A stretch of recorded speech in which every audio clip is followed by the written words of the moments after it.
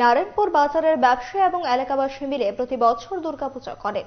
এবার তাদের পুজো ৫৭তম বর্ষে পা রেখেছে। ৬ লক্ষ টাকার বাজেটে কাল্পনিক মন্দিরের আদলে মণ্ডপ সাজিয়ে তোলা হয়েছে। মণ্ডপ এবং প্রতিমা তৈরির কাজে রাজ্যের শিল্পীরা। ষষ্ঠীতে পুজো মণ্ডপের উদ্বোধন করা হবে। এই বছর নারায়ণপুরবাসী অন্য কারোর কাছ থেকে চাঁদা সংগ্রহ করেননি বলে জানান পুজো কমিটির সভাপতি। এছাড়া তারা সামাজিক কাজের মধ্যে বস্ত্র ও অন্নভোগ বিতরণ করবেন।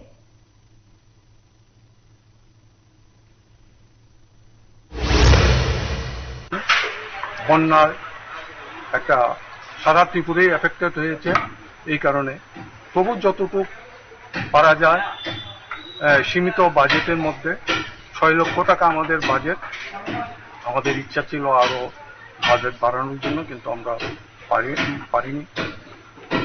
আর এই বাজেটের মধ্যে আমরা কাল্পনিক মন্দির, রামকৃষ্ণ ডেকোরেটর, কামালগার এদের মাধ্যমে আমরা মন্দিরটা তৈরি করছি।